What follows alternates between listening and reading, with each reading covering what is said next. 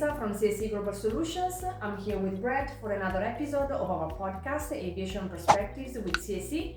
And this episode is going to be about the maintenance planning document with a returning guest, Adam Bakos. Adam, welcome back and thank you for your time as usual. Well, thank you for having me. I'm always happy to be back and happy to share some good information, some good knowledge. So I think we are at interview number 3 with you, and we did the type certification process and another episode on the TCDS, and we have been collecting comments from people that they loved our interviews. They're very valuable, so thank you again for your time and for sharing your knowledge. Well, I appreciate you inviting me and thank you for letting me share my knowledge to I guess anyone who will listen. And I'm happy to be back. I'm glad that people find the information I've shared to date valuable. So I hope I am able to continue doing that. Oh, absolutely. We have so many things to discuss. All right, let's start with if you can give us a definition of what is the maintenance planning document. So the maintenance planning document, or MPD, is it's essentially a comprehensive source document. Kind of think of it as like a repository from the manufacturer, type certificate holder, that details the recommended tasks, frequencies of carrying out those tasks, procedures for obviously those are procedures for keeping the aircraft airworthy, and that document will include all the MRBR, and I'm sure we'll talk about that later, the Maintenance Review Board report, those tasks plus additional manufacturer recommended items like service bulletins, service letters. There could also be airworthiness limitations, which would require, of course, authority approval. And of course, there'll be planning information in there, man hours, the skills and qualifications to perform certain tasks, required tools, parts, equipment required to carry out those maintenance tasks. And all of that essentially is put together in that comprehensive document to enable operators to build what's called the AMP, aircraft maintenance program. So that would be airline-specific, operator-driven, authority-approved document that comes from the MPD. So I guess Cole's notes, it's a comprehensive repository of maintenance tasks, requirements to help operators optimize safety, reliability, and efficiently organize the complex tasks that they have to do for maintenance, and of course related to the aircraft maintenance. So just to be clear, this is produced by the type certificate holder, and it's a requirement to obtain type certification to have an MPD in place to support the type, is it not? Well, correct. I mean, you're not going to have a document without having a type certification. Now, in practical sense, if you're talking, going back a couple of our episodes, the type certification process, a lot of these items are happening, in parallel. Right. You're at the end, you're trying to get a type certificate for your aircraft type, but at the same time, once that airplane goes into service, once you get that type approval and you start getting C of A's, you have to have the maintenance, maintenance documentation ready as well to go. So it's not like you can just type certify and then, we're going to do it all there. It's kind of a step process. So what is the process in order to arrive for a type certificate holder to arrive to the maintenance planning document? So we kind of have to go back to some first principles. So there's a number of transport publications, at least in Canada, there's Canadian context. There's a number of transport publications. There is a maintenance and manufacturing staff instruction, and there is an advisory circular, which I'll get to when I talk about the steering committee in a second. But essentially, to create the MPD, you have to have the MRBR. So it's derived from that, which will list, and I'm sure we'll talk about that a little later on, which will list, your baseline tasks, intervals, operational limits, that kind of thing. And of course, it's linked to the maintenance manual. But to create the document, you need to follow, the regulatory guidance, what's out there, because in the end you have to satisfy all of that material, and I'll get to it in a minute. You also have to satisfy, in the case of Canada, there's regulation, there's a CAR and there's an AWM related to maintenance activities as well too. And you have to ask yourself, well, how am I going to satisfy those that CAR regulation, that AWM, if I don't do these appropriate things? So that's really first principles. There's a lot of guidance material out there. I'm not going to rattle off numbers. I don't know them all, but I know there's key documentation you have to or they can be used as that guidance. But essentially, those are acceptable procedures and guidelines that can be used by people in the industry to create the initial MRBR or MRB, the Maintenance Review Board, and then thereafter can look at the tasks. So essentially what happens is when you want to do these activities, there's an industry steering committee that comprises operators, manufacturers, regulators, and that will follow guidance material that the aforementioned guidance material that I mentioned. And as your viewers would be familiar with, all these items are split up into ATA chapter. And one of the key methodologies that we use, and I'm sure we'll talk about that later too, is MSG3, for example. And then that basis, that kind of systematic and systemic, methodology helps develop the maintenance program for a given aircraft system, structure, engine, which would result in the output being the MRBR, the Maintenance Review Board report. And that MRBR, that is used as the source document for the MPD. So essentially the Industry Steering Committee, they're tasked with developing and establishing the procedures that will be used to develop the MRBR proposals for the tasks, and then they will participate in the reviews and the approval process.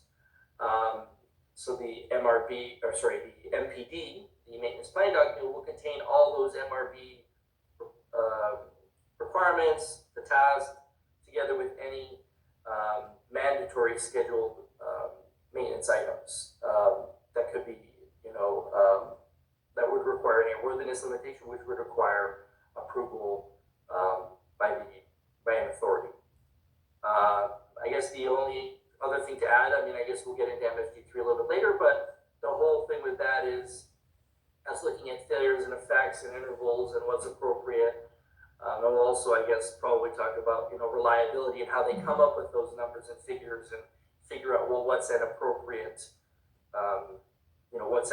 interval for a certain task, and again, what's kind of high level, what's the high level priority tasks all the way down to the smallest tasks. Okay, I'm just curious, Adam, with the MRBs and the MRB report, the MRBR, is the content of all MRBRs the same? Like, does it follow a structured format, or is it something that has to be submitted to the regulator to see if that would be determined to be acceptable to proceed with developing the MPD? I've only, from my industry experience, I've only seen what what I did in my past life. So I don't know if other OEMs would do it a different way. But as I mentioned before, going back to first principles, you have to satisfy a series of guidance material, and in the case of Canada, the requirements. So it's CAR 571 and AWM 571. So it doesn't necessarily always need to look the same, but you have to have that same information. Right. And I would imagine, considering that Transport Canada, FAA, CASA are all involved in these activities, that there would be a similar tone to them. Mm-hmm. So I would imagine different, types of certificate holders, might look a little bit different, but in the end, they're going to contain the same information because, that's kind of the expectation. Right. So yeah. guess one example is you've dealt with a lot of Airbus helicopters, Mm-hmm. and the way they present the information, the MPD looks completely different than a lot of the fixed wing operators, right? But generally the same information is always there, right? Yeah, exactly. You can see the structure is very similar, but obviously the tasks are different, how they are organized, how they are named. It's different because I think it's more in the nature of the machine, of the helicopter being very different. I would like to ask you a question. So you mentioned that there are different groups that get together and then they try to develop the MRBR based on the regulatory requirements. So obviously the Civil Aviation Authority is involved, obviously the type certificate holder, operators, right? I'm curious, do you know who inside operators are participating, like a reliability people? Because I doubt that the accountable manager can go and in the working group and oh yeah, sure, show me the data, I'm gonna tell you if it's good. No, but so you know what?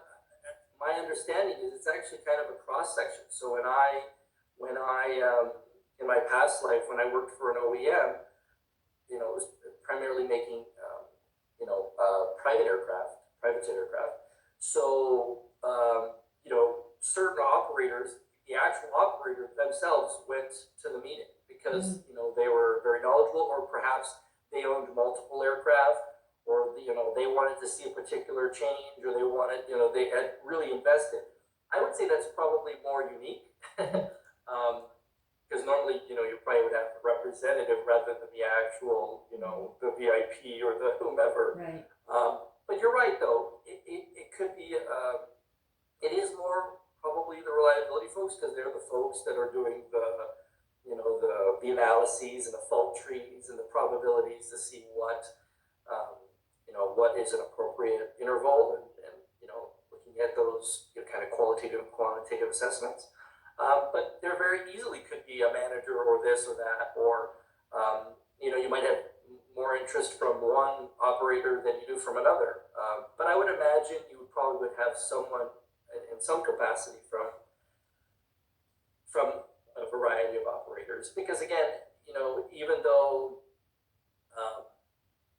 I guess it depends on your operation. If you're a big airline, you're kind of doing the same thing. You're like a flying school bus. Your business is moving people. However, depends on where you're doing that, because you may experience different conditions operating out of the Middle East, or operating in Southeast Asia, or operating in Canada's north, right? So you bring different experiences to that product based on where you are and what you're doing in your mode of operation. Mm-hmm. I suspect that for revisions to the maintenance planning document is just on the type certificate holder.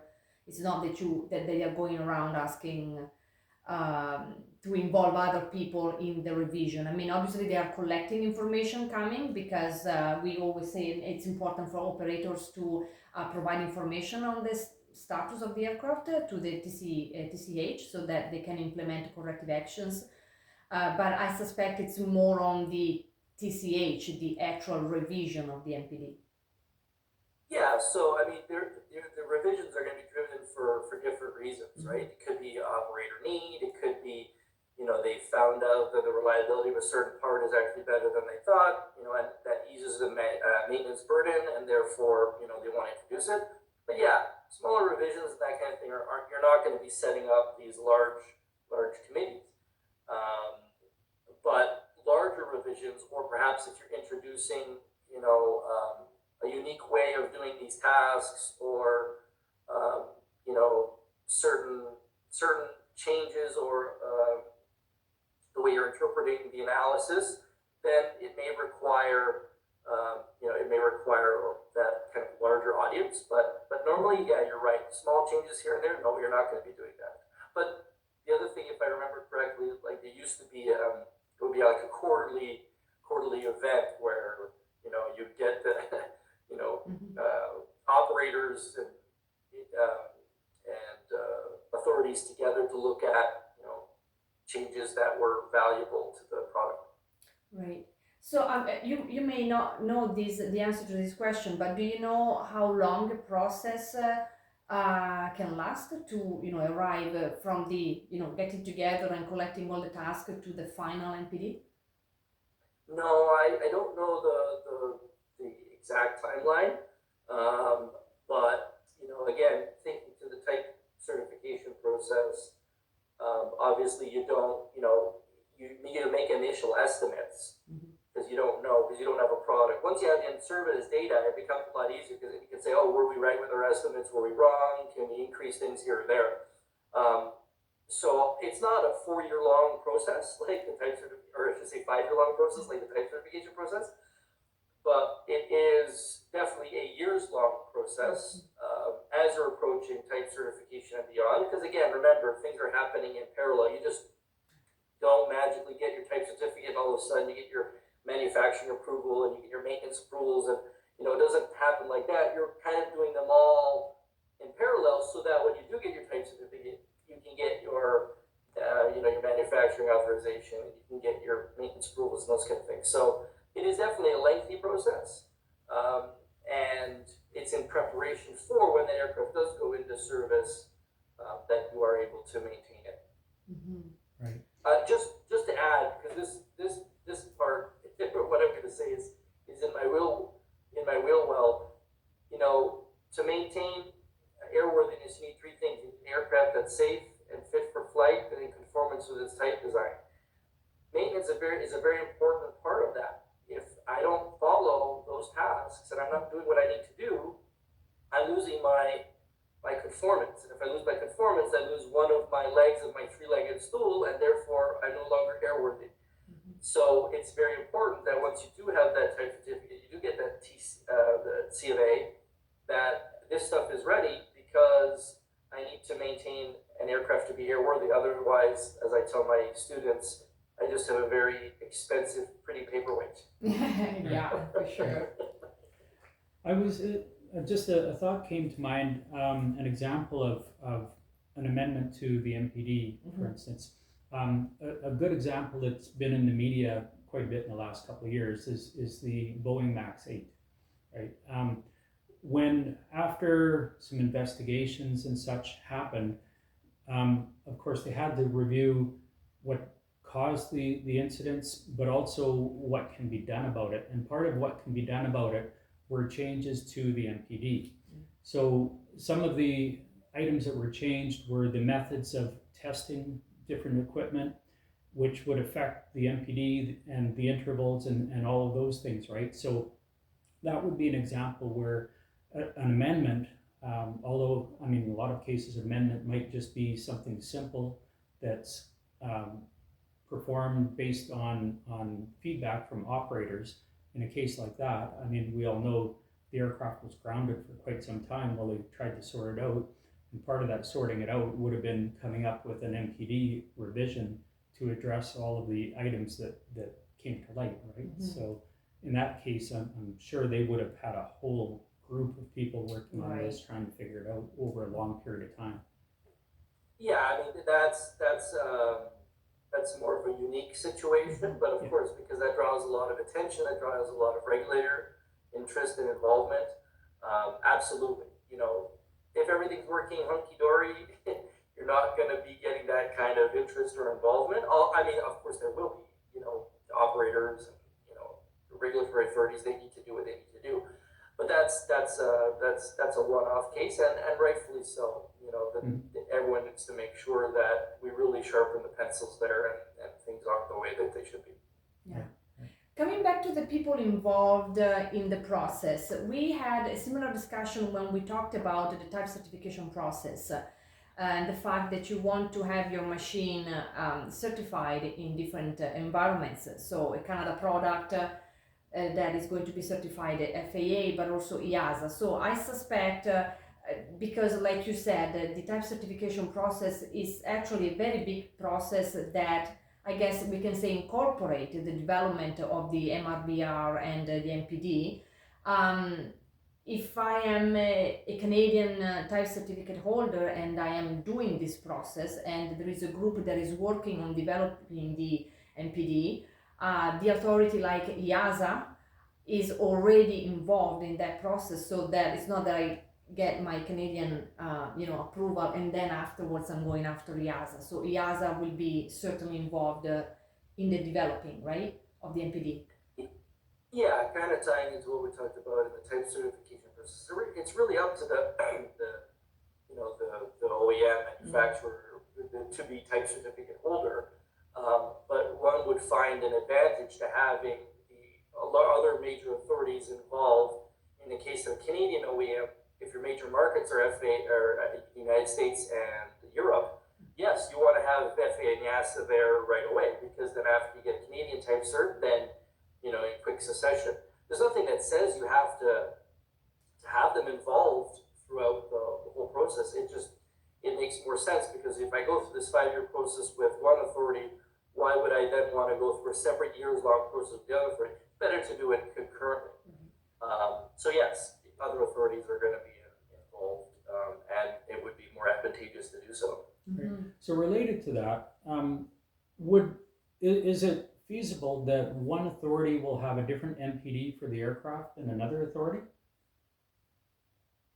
To be honest, I'm not totally sure, but if I think about other documentation, I would imagine that not necessarily a separate document, but there could be like appendices or like supplements dedicated. So, if going back to the first principles, if the guidance material is aligned and everybody's bought into the same principle and everyone's bought into the same advisory circular and everyone's bought into MSG3, then there really shouldn't be a lot of difference. But if there are differences, then the thing would be, well, why would I create 3 separate reports or 3 separate programs? We could have the program, well, we could have specific, maybe, like in Canada, for example, because of cold soap, that's a certification requirement, but maybe there's specific maintenance items that are similar to that maybe are Canada specific. Well, then we can put it in a Canadian supplement or a Canadian part of, the planning document. So I would envisage, rather than having 3 separate documents, you would have a consolidated document.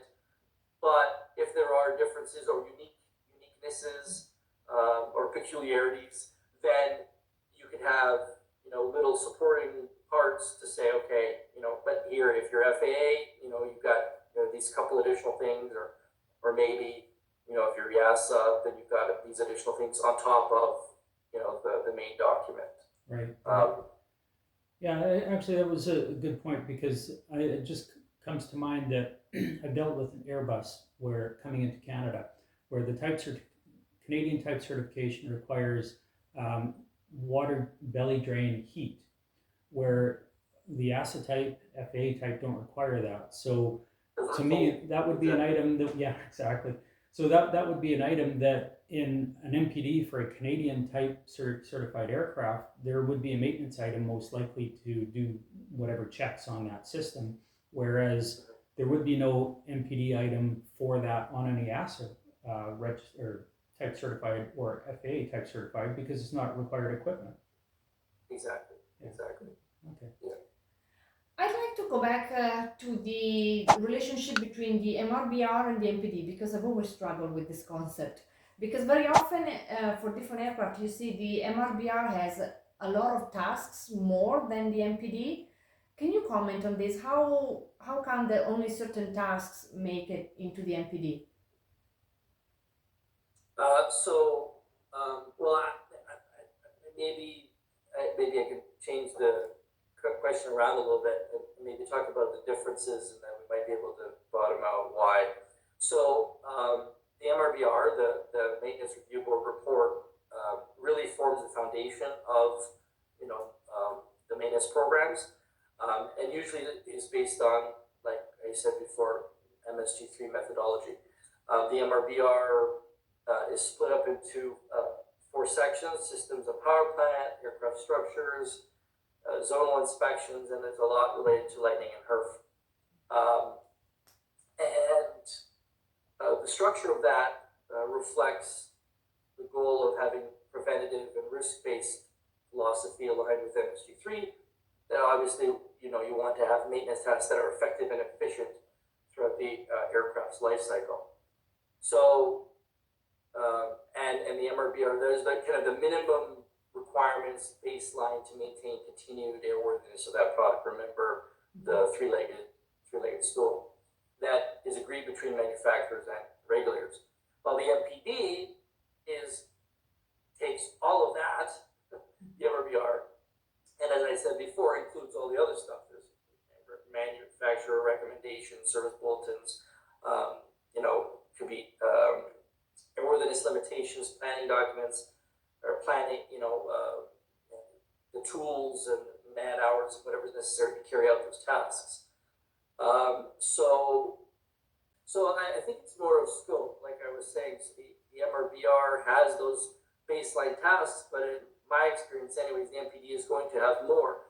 But it's not necessarily more tasks, it's more information in the MPD. It's to support the doing of the tasks. It's that nitty-gritty, well, how, what are the skills requirements needed to perform the task?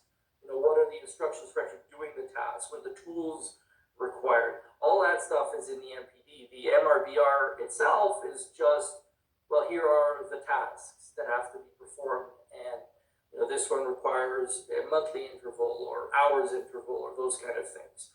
So the MPD is that kind of comprehensive, and the MRBR is really kind of that, if you think of it like a pyramid, it really is that base structure that supports all that other documentation. So when it comes to putting an MPD together, different tasks are categorized or they're given different levels of importance and significance. Can you just talk about that a little bit? Yeah, again, it really depends on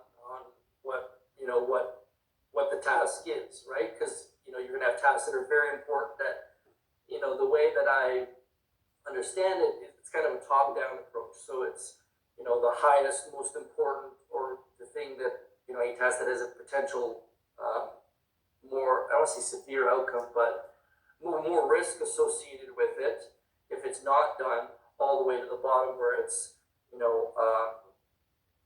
all the way to the bottom of smaller low-level tasks. So it really depends on kind of priority, and obviously tasks that have potential higher risk associated with not completing it. There's going to be more attention to it, more detail, more scrutiny, a lot more attention and focus to those. Kind of the overarching principle of these maintenance activities are, yes, we want to optimize cost and efficiency, but also we want to maximize safety. So you really need to know what those items are, and you want to identify those either higher risk items or items that require a lot more focus. When I think of like CMRs, for example, there's 1-star CMRs and 2-star CMRs, where some can be escalated, some cannot be. They are absolutely, thou shalt just do this. You know what I mean? Right. So can you just elaborate on CMR? I mean, there will be, I know even ourselves, we've struggled for years trying to understand failure effect categories and CMRs and such. Can you just elaborate on both of those a little bit? Not my wheelhouse, but okay. So certification maintenance requirements. So there's like the 1-star, which I understand, you do the failure in effect and can't be escalated. And then the 2 stars are like recommended, or I don't want to say optional, but like encouraged, recommended. And you can look at based on the intervals after getting in-service data, sharpening your pencil, doing analyses on the certain part, assembly, task, whatever, could we increase it? So and then there's even the whole aspect of CCMRs, which are the candidate certification maintenance requirements, which are not necessarily there yet, but we're looking at them and they could become a CMR later. So yeah, that probably doesn't help completely. Not in my wheelhouse, but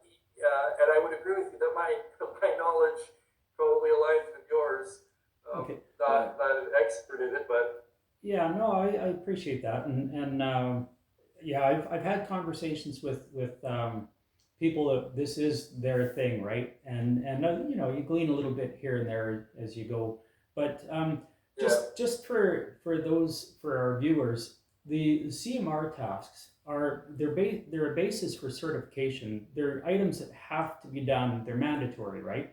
If you don't do mhm, them, the aircraft no longer meets type, if I understand correct, correctly. Okay. correct, yes. Okay. So you mentioned these three letters a few times now, MSG. Can you explain what it is? Now we are at MSG3, if you can elaborate on that. Yeah, sure. So MSG, the acronym, it stands for Maintenance Steering Group, and 3 is the third iteration, so it's revision 3. And MSG3 substantively has been in use since 2000. Well, the what we know today since about 2009. This kind of an evolution, which we'll get to in a second, but essentially, yeah, it's a grouping of OEM operator authorities, and the whole premise is to use this methodical, I guess, or this methodology. You know, the system of coming up with an accepted. This is an accepted process for coming up with those maintenance tasks. Since 2009, I did some research. I figured we would discuss it.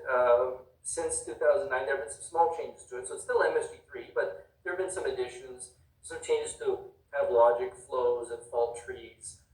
I didn't look into this one too much, but there was a change due, I guess, to the introduction of the Boeing 787 MRBR report. So that was a big update in 2023. As well as the introduction of EWIS and rotorcraft was included in this in 2022. So it had been some time before rotorcraft were even considered for this. And I've also read that there is an MSG4 on the horizon, but it's, you know, it will be looking at things like emerging technologies, health monitoring, and that kind of thing. But, you know, it's still a few years away. So I guess, you know, brass tacks, MSG3 is a set of analysis guidelines to develop the scheduled maintenance program and maintain an aircraft with the existing program after entry into service. The MSG3 is failure and effect oriented predictive logic to help develop maintenance programs for aircraft, power plants.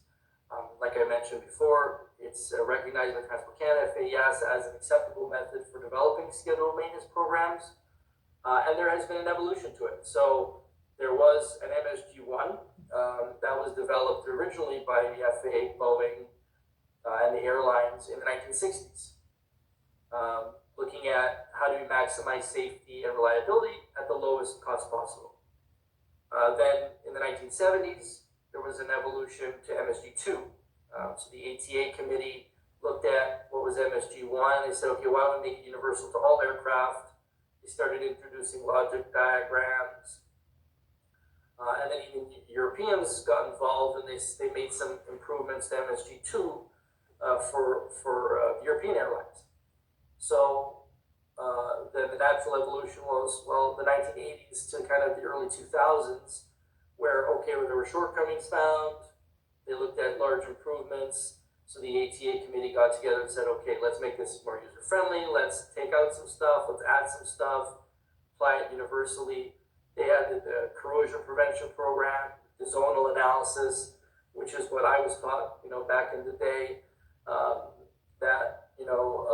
to be included. And that's kind of substantively what we have today. Like I said, with the additions of some stuff over the last decade or so. But the goal of MSG3 is greater maintenance cost effectiveness. Only the maintenance that needs to be done is done, and all the tasks that are selected have a rigorous criteria.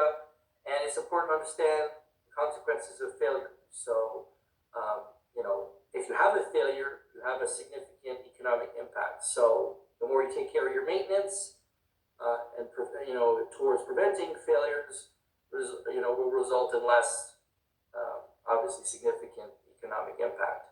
And of course, to minimize the maintenance of burden. As I was talking about, kind of that top down. So you have the simplest, tasks are kind of considered from the simplest, least expensive, all the way up to the most complicated and most expensive. So that whole methodology, thought process, way of thinking, way of doing, supports the development of what's going to be what's going to be selected as tasks, and therefore what's then going to be in the MRBR, which will then be what's in the MPD. Right. You brought up a couple things that I like, and I'd just like to dwell on it a bit more. So in the early maintenance programs, the early MPDs, in the MSG1 and such, there used to be this mentality that if you took everything apart and inspected it and put it back together at given intervals, that would ensure safety. But in fact, it was found to be ineffective in that you weren't looking at failures and the effect that can have on the safety of the aircraft. And it also didn't take into consideration that when you open everything up and put it back together, potentially you're inducing some sort of latent failure. Because some things don't like to be disturbed, right? And that was discovered, and that was part of the philosophy going forward, I believe, is my understanding. So this MSG3, and I'm, as you say, I'm sure it's in different iterations yet today, that whole philosophy of, okay, what could potentially go wrong, and if it did, how could that be prevented? It's kind of a backwards way of looking at things, but also it has, like you say, a huge impact on the cost, right? Because the old philosophy of taking everything apart and putting it all back together, that had a huge cost. Whereas now, if you look at, okay, well, it's only these items that are critical, and what can we do to prevent their failure? Look at them, certain aspects early, or at different intervals, whatever the case might be. That's more or less the end goal, and in theory makes things safer, right? Yeah, I would agree. Yeah, by taking things apart all the time, or I mean, you wouldn't be doing it all the time, but especially maybe in your early days, if that was an easier ask or an easier do, because the products were not as complex as they are today. I could never imagine, a Dassault or a Bombardier or a Gulfstream or even a Boeing being taken apart like that, because you'd never, how long it would take to get it back together, right? Yeah. And exactly, and nowadays you have systems like fly-by-wire and IMA architecture, avionics. You just don't need to do those kind of things, and there are more analytical ways, methodical ways of answering these questions, and they have shown by analysis that it can be just as accurate as taking it apart. Right. Exactly, you can make mistakes. Maintenance personnel, they can make mistakes, put things where they shouldn't be putting them, or things get nicked and dinged, and all of a sudden you have all these potentials for non-conformances. So yeah, it really is an evolution that kind of matches where we are in the industry at a time where we have all this capability and knowledge. Well, let's use it in a more efficient manner, and of course, it's more cost effective. Yeah, for sure. So you mentioned we are on our way to MSG4, even though it's going to take a little bit. Do you know, or what are your thoughts about what are going to be the biggest changes from MSG3 to 4? I did a little bit of reading on it. So, I think what we have today is pretty comprehensive, but I think that where things are going to go is because of the advances in technology. So, emerging technologies, AI, touch screens, different fuel types, different aircraft systems like aircraft health monitoring. Obviously, with the evolution of the industry and technology, the way in which we interpret it to come up with the maintenance tasks is going to have to evolve as well. So, at least for what it's worth, from my perspective, I think that over the next half decade, when this next iteration comes out, it is going to include things like that because that's just where industry is going. It's kind of an eventuality. As technology advances, maintenance documentation and processes have to follow with it. You have to be able to cover it. When we talk about maintenance, it's not just I need to check something or fix something, but it could be that I have to replace it. It could be that I have to fix it. There's when we talk about maintenance, it's not just okay, fix and go. There's different things. Maybe I can restore the part, or there's outright no at this hour interval, boom, I got to pull this part out and put a new one in. So the question will come, well, if I have a touch screen system, or if I have this AI, or if I have this whatever new thing that has to be covered, how am I going to maintain it, right? So there has to be an appropriate procedure for it as well. And we have to see how that kind of shakes out. But that I don't see any drastic changes, but I see that all these things that are coming up, we're gonna have to figure out some way to include them. Yeah, it's going to be interesting to see what role AI is going to play, because we were having a conversation, an interview with a gentleman, Nicholas Bock, about aircraft components, and he was proposing the idea of the airplane telling you obviously what fault is having, and sending out a message, a research for that component that you need to replace, so that when you land where you need to land, the component is right there for you to replace it. You do it, you go. So I can see that happening actually. Oh, for sure. I mean, as you say, Adam, the technology as it changes, I've seen on a number of airliners where things like door proximity, each stop on a door has proximity sensors, and they all feed into a computer. And depending on the gap that's supposed to be there, the intended gap, it takes a measurement and feeds that to the computer, and the computer will tell you if you're getting even, not whether you're in or out. It's not a positive or a negative state anymore. It'll tell you to what degree you are within tolerance, and it'll report amber if you get to a certain degree, and it'll report obviously red or whatever if you get to another state. But those things, they totally affect the MPD, because the MPD used to say at this interval, for instance, you'll open up the surrounding panel around the door and you'll take a physical measurement of these items. Well, that's no longer a requirement at all, because the computer senses that, right? So that item can be taken out of the MPD. I'm not saying it is, but it's an example of how it will definitely have an impact, right? And I can't help but think that there are so many more things like that that are in place and are coming to be in place as well, right? So. Yeah, there's a natural evolution, right? There's, with the advances in technology, satisfying the requirements, whatever the requirement may be, whether it's a maintenance requirement or whether it's a type certification requirement,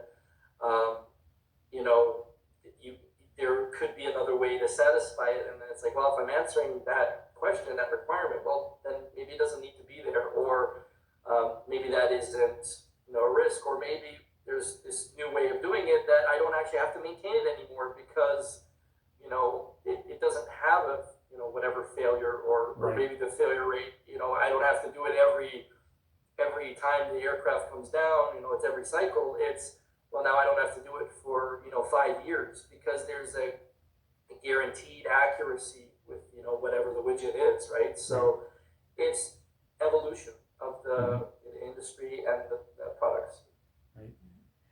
I would like to talk about reliability, the role of reliability, and partially because I had experience with in the past with an airline where they had such a big fleet of 747 that they were able to collect so much data, and that they proposed a change in the interval for a C-check. They bumped it up to 18 months. That was many years ago. Would you like to talk a little bit about reliability, and if you want to comment on this example that I just gave? Yeah, I think it's a great one. That really kind of makes the proof in the pudding, right? How do you get the data? Again, they make hypotheses or estimates or the best information they can when you're doing, approaching type certification. The real data comes from once that airplane, or that I say airplane, product is in service, whether it's a rotorcraft or an engine or an aircraft.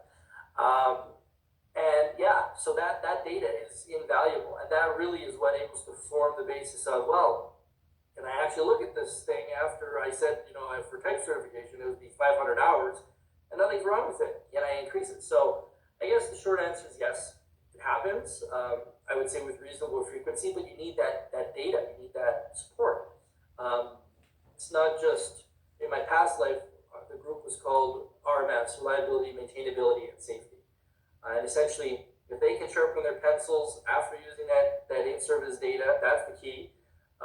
Then a task can be moved out or aligned with a little larger activity. You mentioned C-check, for example. I remember a number of times when things would come across our desk that, an operator would say, hey, I'm going down for a C-check. I want to do all these maintenance activities. Can I move them out? And, they would do an analysis and say, okay, temporarily or for this aircraft, we can move it out. The larger question of, yes, can we actually change the intervals or the tasks to escalate? That's how you're going to do it, by getting that data. And you can't get it approved unless you can justify it. So what better way to do it than have real world information? Personally, I think, it's fine. It happens all the time. Proper analysis has to be done. Either there's an internal approval process with the OEM, or if certain, depending on what the task is, if it's an EWL, for example, that would require an escalation to the authority to be approved. But yeah, the RMS folks, the reliability folks, they're going to do thorough qualitative and quantitative assessments. They're going to look at fault trees, what's affecting what, the probability of a failure, what are the failure modes and effects, well, what is the failure rate of this part, and then they use that in-service data for that specific task or function, and make the determination, can the task be escalated, expanded, and if there's the room to do so, then a new conservative value can be set or proposed to be set again. Maybe if it's a particular task needs an authority approval, but that helps the operator of their operations. That's less downtime, and happier operators and happier OEM. And you might do it for one operator, but the OEM might find, hey, maybe this is good if we institute it fleet-wide, because we have the data not just for one OEM. I tell my students, I'm a bit of a Star Trek fan, so Scotty from Star Trek, he said, a good engineer is conservative in their work. And that's really what, when you do those initial tasks, those intervals, that's what they are. They're conservative estimates. And if you can get data, sharpen your pencils, get that in-service data to justify changing them, then you can do that. I mean, who wouldn't want a 500-hour task to go to 1,000 or 1,000 to go to 1,500? Now, you just can't pick that, out of the thin air. You have to be able to justify it. But if you can do it, then it makes the maintenance burden easier. Yeah, I think it's important. I mean, from a type certificate holder perspective, it's to their advantage to try to extend out these conservative values, right? I mean, if I'm buying an aircraft and it has to go in for a major event at a 12-month interval, and through the type certificate holders gathering information from feedback and such reliability data, I can push that out to 18 months or 24 months.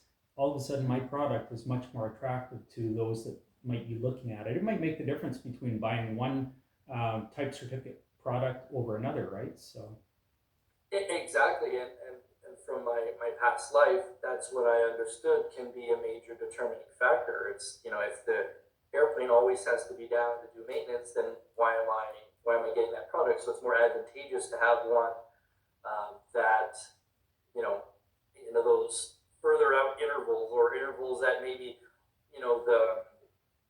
the tasks come together, so you can do a lot of them at once, rather than I have to do one this month and one the next month and one the next month. Well, it's just easier to do them all together, kind of thing. Or if it's close enough, like I said, to a large event like a C check, well, then maybe I can push some of these out to do it as part of, I can get a local authority approval to get it pushed out to do it as part of the larger check, and therefore my airplane is only down for one time rather than in multiple events. Of course, like I said before, a happy operator makes a happy OEM, right? So yeah, and it's important also to say that reliability is not only good, for money, because eventually maybe the interval can be changed, it can be increased, but also it's about safety, because I can see with helicopters operations from yachts, keep an eye on the data about corrosion, for example, of if you are working in a sandy environment. I remember one time many years ago, I'm using this many years ago too many times. Time is passing very fast. But many years ago, I worked for a type certificate holder for, and we were making helicopters, a military one. So it was kind of a specific project. But I remember delivering a helicopter, and it was on a ship, obviously. And 6 months later, they came back that the helicopter was corroded really to the bones. So, those are good also evaluations that they make you, they can produce actions for the corrosion program for safety, and for the helicopter to last, or the aircraft generally speaking, to last longer. Yeah, I have to just throw in here one little aspect that we bring up over and over and over, and that is the importance of reporting defects for reliability purposes. Because, for instance, the one I always get hung up on is when a circuit breaker pops.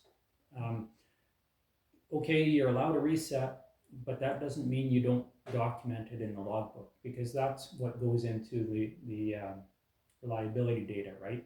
And it could be a fleet-wide issue, it could be a product issue, it could be a number of things, but if you don't report that, then you're hiding a potential safety issue, right? So, yeah, and it's difficult to convey this message, particularly when you deal with private operations. Small companies like the pilot doing everything, or the maintenance engineer doing everything. It's hard, but it's important. This is why everybody we talk to, we ask this question. All right, please go ahead. There's two comments I wanted to make to Annalise's first, which was we often think about, how can we expand a task and how we can ease the burden on operators, but but we can look at it from the other way too. Whereas we've done our best work, we've come up with an estimate, we've said, okay, this is the maintenance program, this particular part or assembly or widget requires 500 hours. Well, we get to 500 hours and you realize it's completely corroded, or it's completely, or it's barely functional. Then you go, oh, okay, we didn't see that. Well, why did that happen, right? So then you can also go back and say, okay, well, maybe now that we have some real in-service data, we can figure out why. Maybe it's related to an environmental condition, maybe it's related to a part, and maybe now 500 hours isn't sufficient. Maybe we got to drop that interval down to 300 hours. Now, generally not the case, but it does happen, right? So as much as we want to increase intervals, there are also the aspects, what's actually happening in service. What are the operators doing with the product? Maybe one supplier of a product versus another, that selection was made, and maybe it wasn't a good choice. So as much as you want to increase intervals, sometimes the intervals have to be decreased. And to Brett's point about the SDRs, completely. How do you develop tasks, or why do you have tasks, or what is necessary? Once an aircraft enters into service, at least in Canada, part of CAR 521 talks about holder responsibilities and monitoring in-service activities and addressing failures and defects, and one of them is SDRs. And exactly, you have the SDR, service difficulty report process, for a reason. That has to be assessed. Is that a potential safety concern or not? If it's not, okay, that goes aside. But if it is, then that has to enter the continuing airworthiness process, and that's that continual cycle that, again, we want to ensure that the aircraft remains conformant and airworthy as we go. And if out of an SDR we find out something, then that may drive a change to our maintenance program, increasing or decreasing those intervals. Yeah, and I'd just like to point out or reiterate again the importance of things like SDRs. You just explained from a type certificate holder's perspective the implications, but from an operator perspective, from a maintainer perspective, a lot of guys, a lot of people that I've met in industry over the years really question whether it's necessity and whether something constitutes or the need to submit an SDR. And my pat answer is, if you're not sure, submit one. If they're either, no harm. Yeah, exactly. They're either going to file it one place or another, right? So exactly. So there's that aspect to it. But if you, as a user, as an end user, if you fail to do that, you could be doing yourself a disservice, because maybe you can have the interval extended, but only based on information, right? More often than not, it's because there's a problem. But one thing that, and I've seen Annalisa involved in a handful of times easily, is work instructions.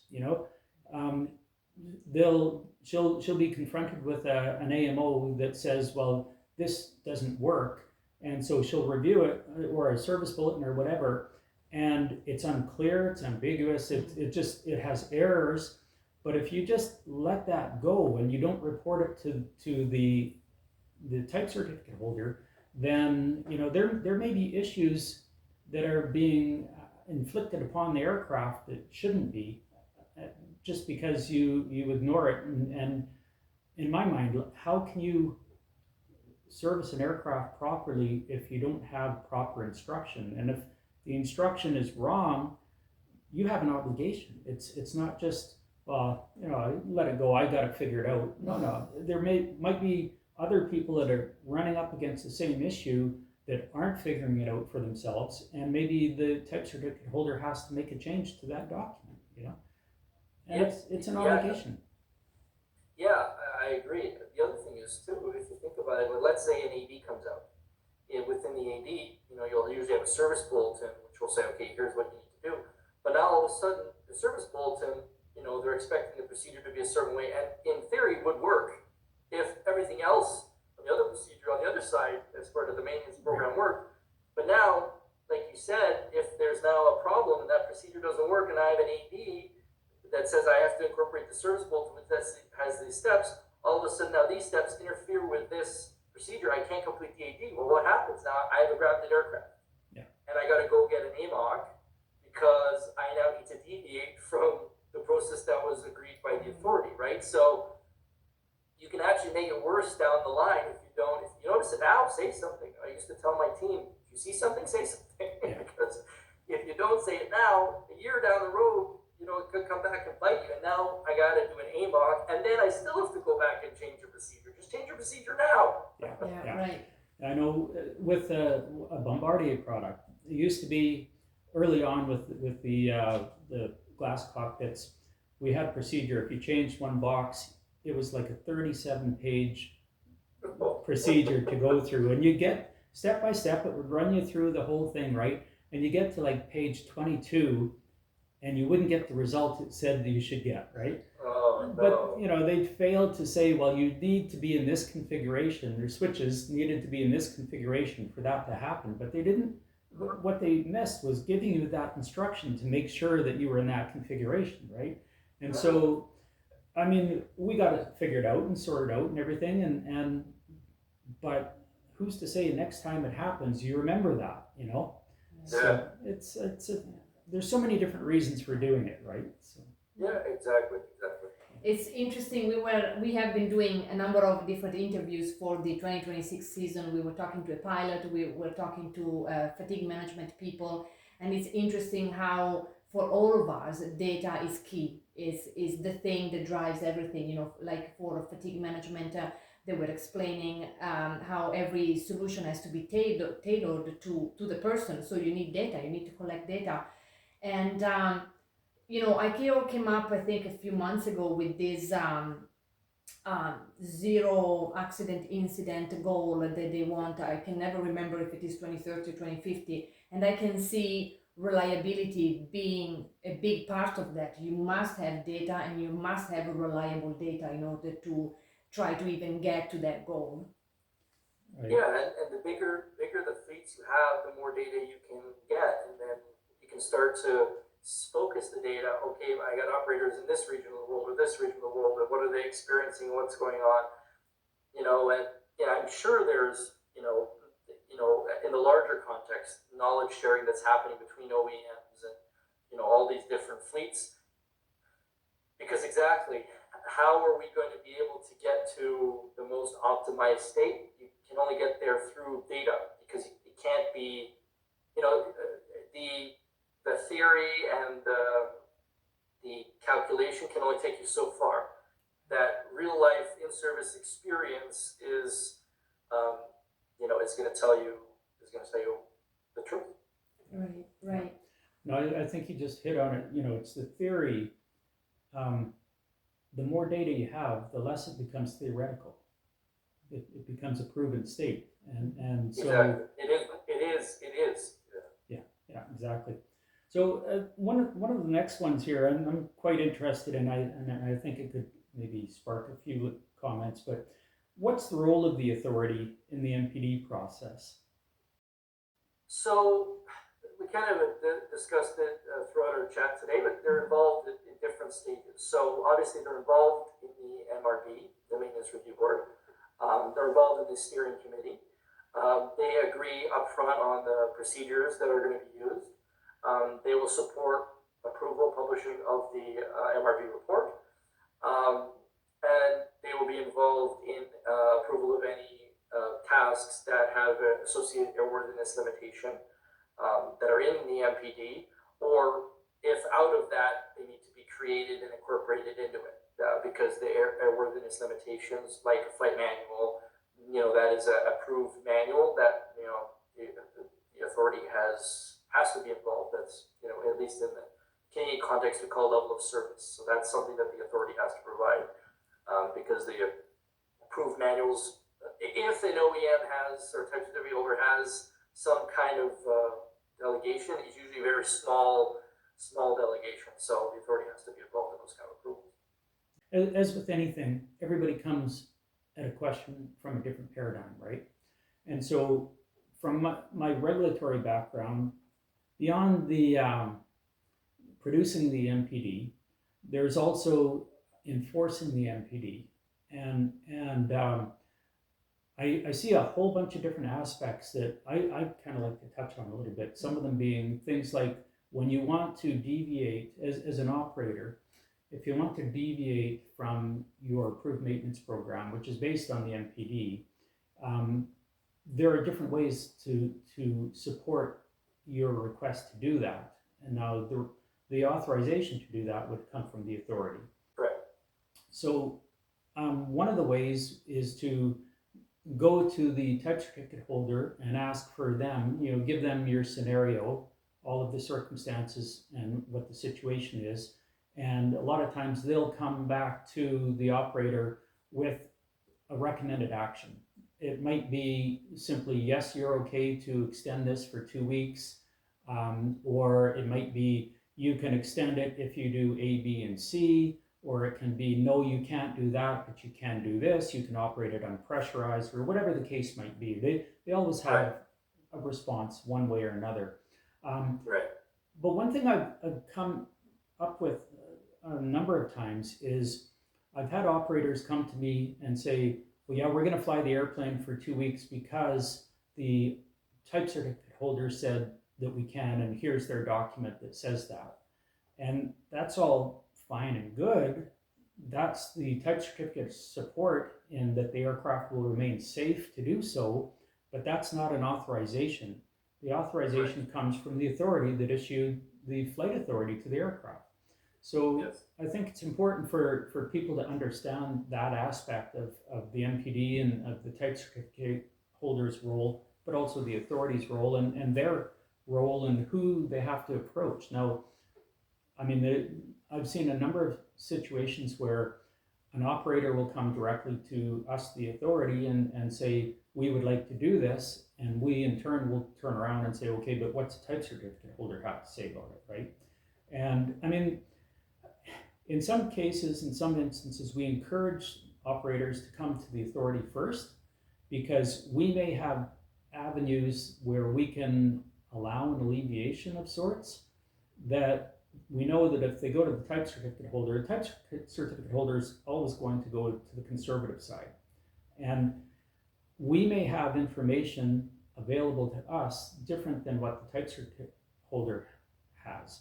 And another aspect where this holds true is, again, based on reliability, different airlines, for instance, will have different maintenance programs, all of them based on the MPD to begin with, but over time, because they've had, like Annalisa says, with some operators, they've gathered their own data and they can support, extending an engine overhaul period or anything of that nature. Maybe they're doing proactive maintenance beyond what the MPD requires.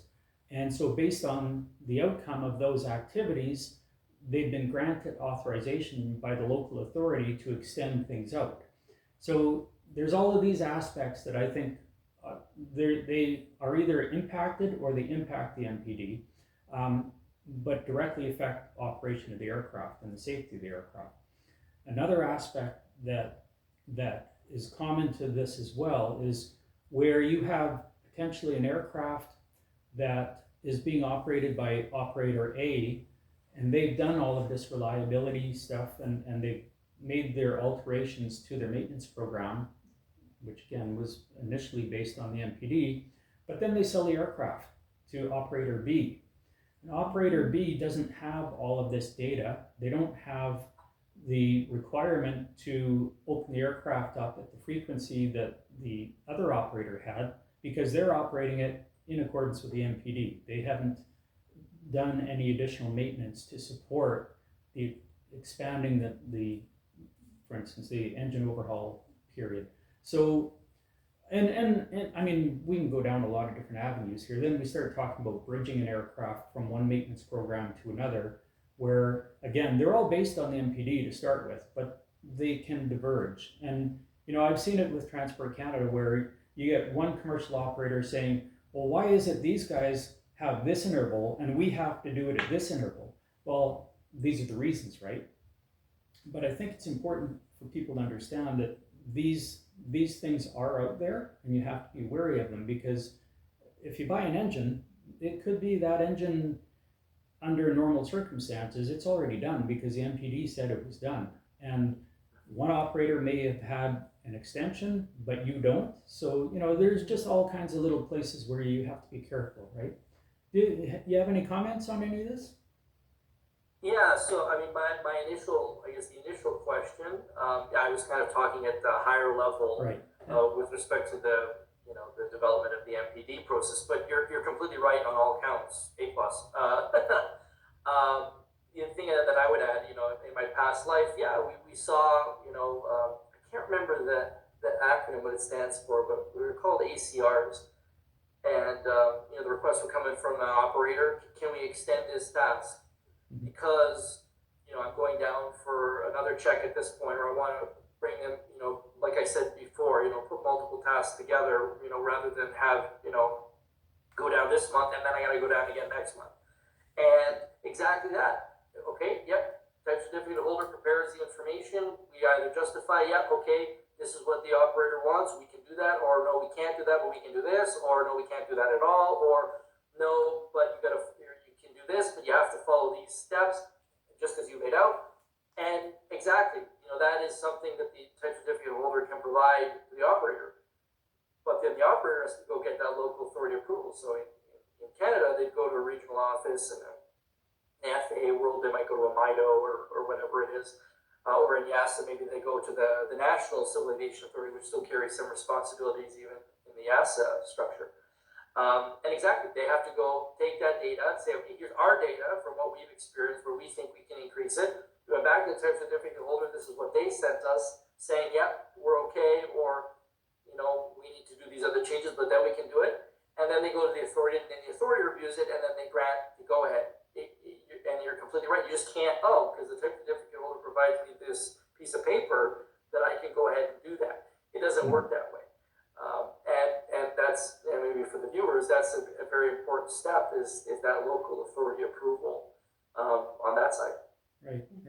Another instance that comes to mind is I've seen, especially with COVID, there were a lot of airplanes parked all over the world, and a lot of airlines fell over, and they had to turn the airplanes back to lessors and stuff.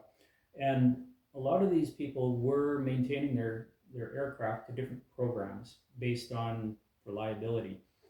And you might see, as a regulator, we might see an aircraft that's been parked for 2 years, and now the lessor wants to move it. And we say, okay, well, what maintenance program, as you pointed out, you've got the 3 legs on the stool, the conformity is one of them. Well, the aircraft's been parked for 2 years with no maintenance, chances are it doesn't conform anymore. So how do we do that? And so the way to do that is make sure that the aircraft has no airworthiness defects, but also is current with its maintenance program.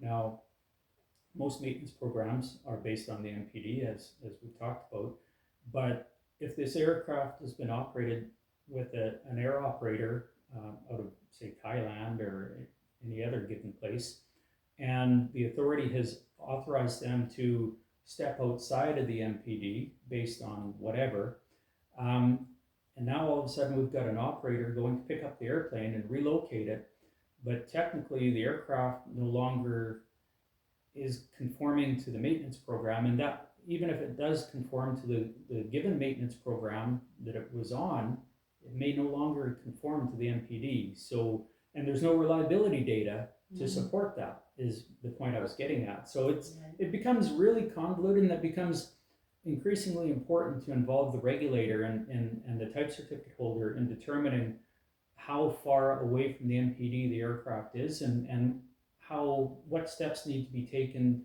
to mitigate any circumstances that might arise. Yeah, or at a minimum, it's like, or I want to move the aircraft, I need to do whatever I need to do to, maybe I don't, it doesn't have to be completely, in the true sense of the word conformant, but I need to do some critical tasks, and then I can, through analysis show, I have that wiggle room. I need to get that one flight to go from here to there to get me to a service center now, so I can get that aircraft. Can I justify and get that flight permit? And that's, exactly, I mean, not just because of COVID, but, not even going into the MMEL and stuff like that, but something happens to an aircraft in service, thankfully there is things like MMEL relief. But exactly, because what's your goal? My goal is just let me get to a service center so that I can get this thing fixed and well, absolutely. And we run into all kinds of circumstances where you might even have airworthiness directives that aren't in the MPD, of course, but they're overdue. So what we typically do is we look at, okay, what is the purpose of the airworthiness directive, for instance? Like if you have a galley bin lock that has an AD against it, but you're not carrying passengers, well, what's to prevent you from taking that galley bin out, storing it, strapping it down in the belly compartment, and going? You've now removed the safety issue, right? So, but those things, they can't be done in isolation. Now, I find it interesting though, because a lot of type certificate holders won't even entertain something like that. To them, the aircraft is a whole, and you don't alter it to go around the rules,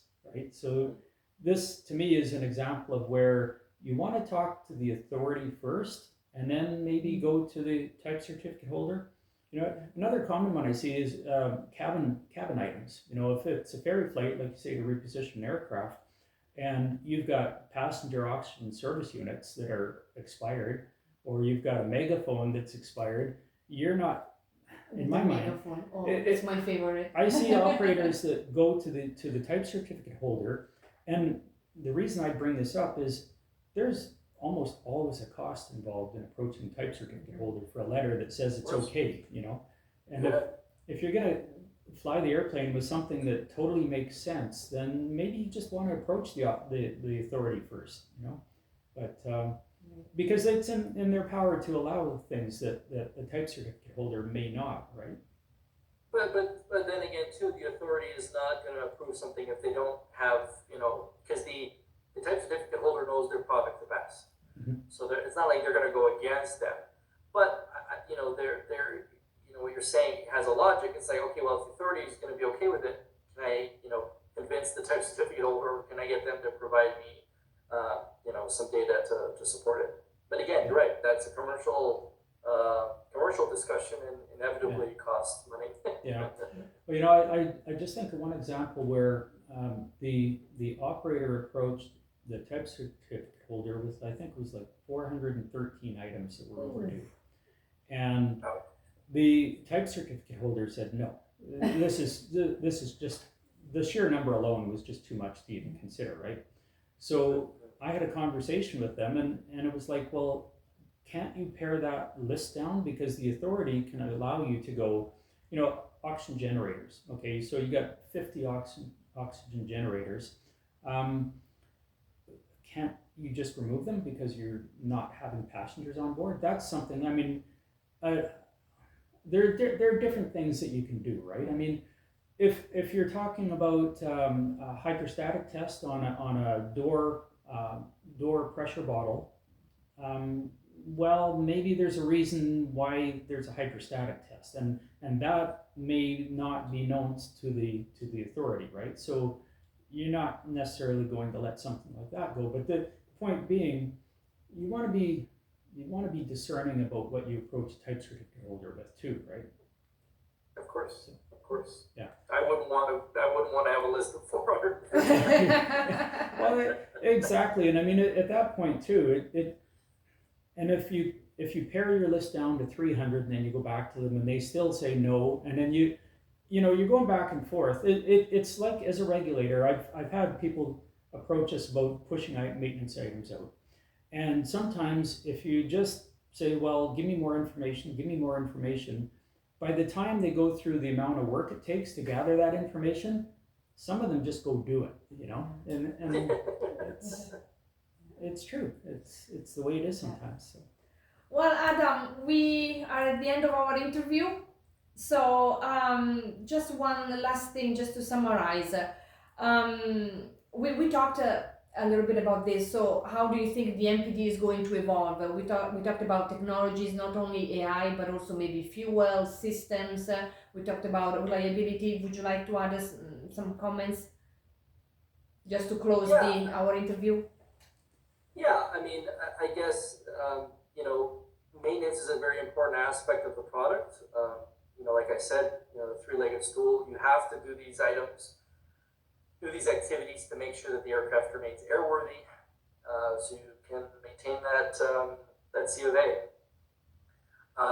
When we look to the future, with changes in technology and advances, these maintenance programs and these tasks and these kind of things are going to have to keep up with that.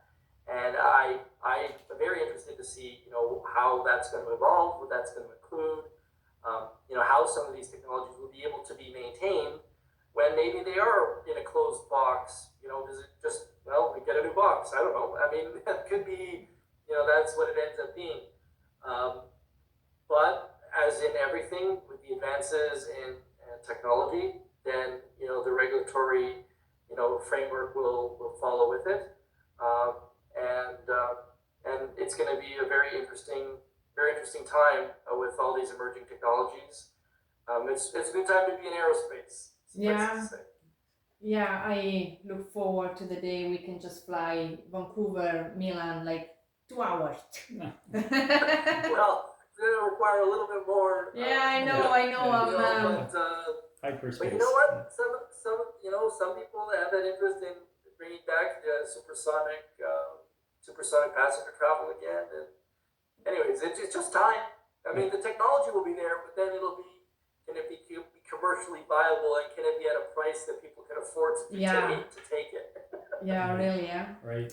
I know I have high expectations. Well, you know, there's a human aspect to it too. There will always be some people, like myself included.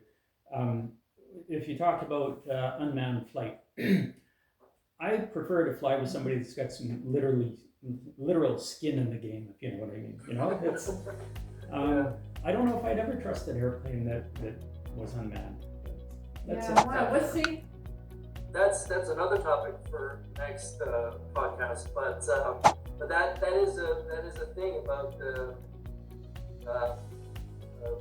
societal acceptance of that, and what is involved in that, and what the expectations of the flying public are.